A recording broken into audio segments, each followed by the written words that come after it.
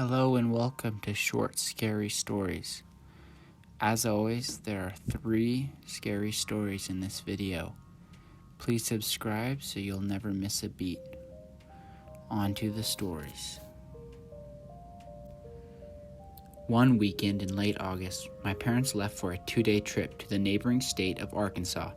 I'm located in northeast Mississippi, and this weekend trip was a regular trip that my parents did every year to get away and have some couple time.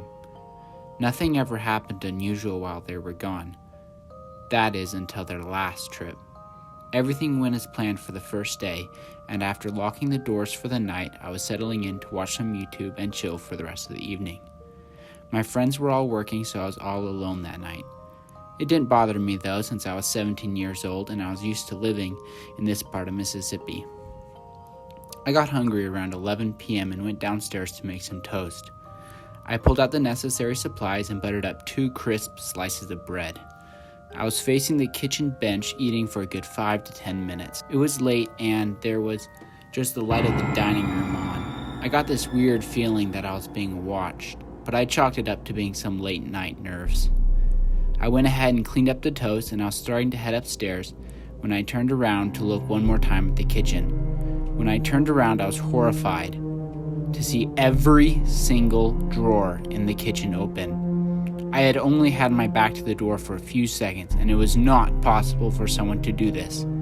I would have not only heard them scurrying around, but I would have heard all the drawers being opened. They were all closed when I left the kitchen, and there was no way anyone could have snuck in and done it because I was home alone. During the few seconds that I had my back to the kitchen, I did not hear anything. This scared the hell out of me, so I froze, let it register for a few seconds, and calmly closed all the drawers. I pulled out my pocket knife, my hands trembling, and searched the house quietly, floor by floor, but I did not hear or see anyone. The doors were still locked and the windows shut. I have been paranoid since.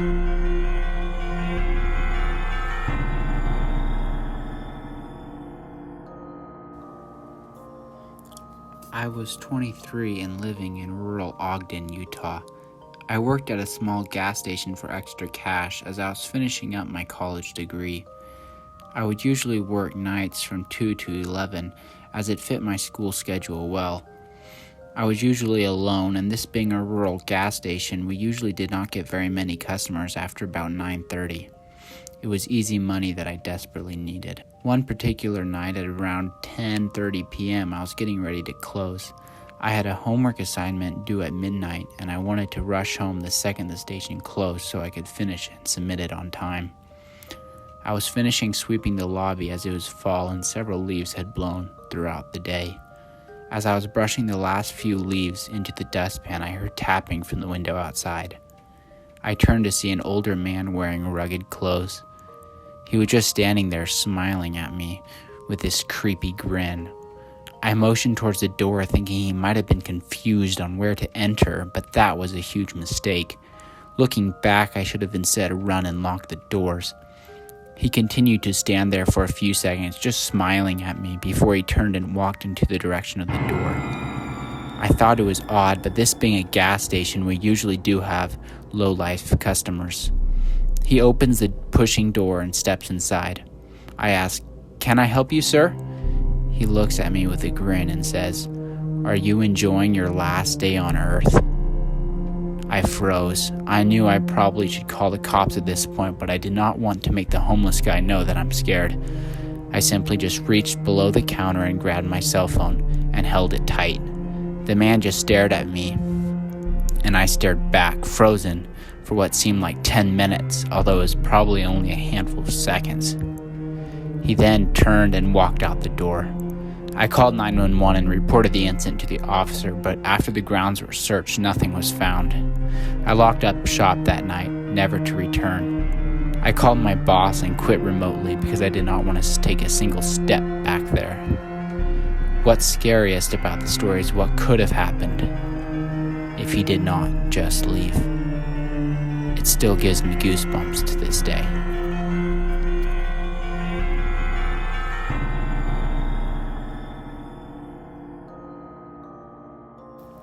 To give you some information about me, I am fairly small for a guy. I stand at around 5'5", and the most I've ever weighed was around 130 pounds. This story happened to me about 2 years ago. A good buddy of mine was into astronomy at the time and loved watching the stars at night. We would occasionally go meet up in a park just to look at the stars.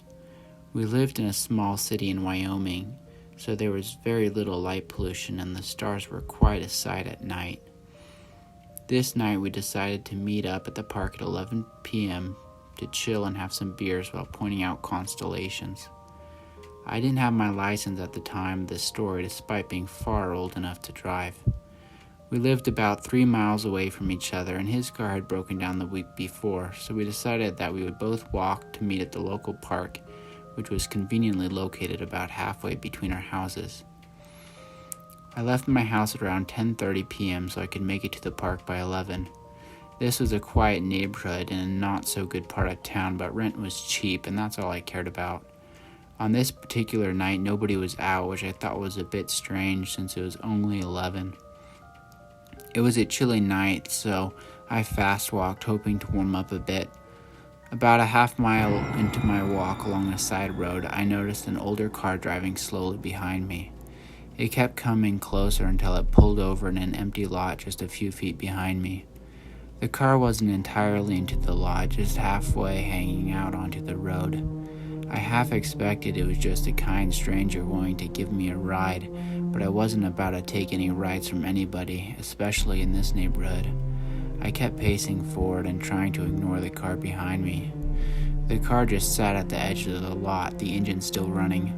It was very dark, and when I looked back a second time, I could only barely make out the figure of a large man. I don't typically get frightened by much, but something in the air made me tense up, and my heart kind of dropped to my stomach. I turned to completely face the car. I had a feeling that whoever or whatever was in this car was watching me intently. The figure in this car was definitely facing me as my eyes were adjusting slowly. I could now see the reflection from the dash bouncing off his eyes. I stared back.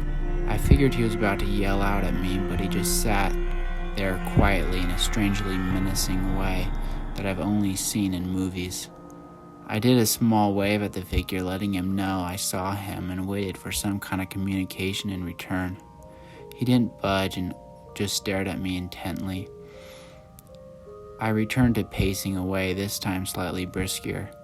After a few moments, I could hear the car's transmission drop into reverse, so I turned to face the car but kept pacing backwards. Why was this car following me? At this point, I was freaking out. I felt like my heart would beat out of my chest. The car just kept creeping closer, slowly. I pulled down the hood of my jacket, hoping to look menacing, and stood still again, waiting for him to pass me. But instead, the man slowed to a stop beside me. The passenger side window rolled down, and the man and I met eyes. I expected him to speak, but after about 5 seconds, he still had not said a word. He just continued to give me a cold stare. I broke the silence and said, hello, sir?" The man's grimace then turned into a huge, creepy grin. He said, "I'll see you later." This scared the hell out of me, as I had never seen this guy before. When I finally reached the park and told my friends about this, he just brushed it off to being a creep trying to scare people. Well, if that's what this guy was trying to do, he certainly succeeded. I just hope I never see him again. Thank you for listening. If you like the stories, please subscribe and like this video so I can continue to make others. Have a good night.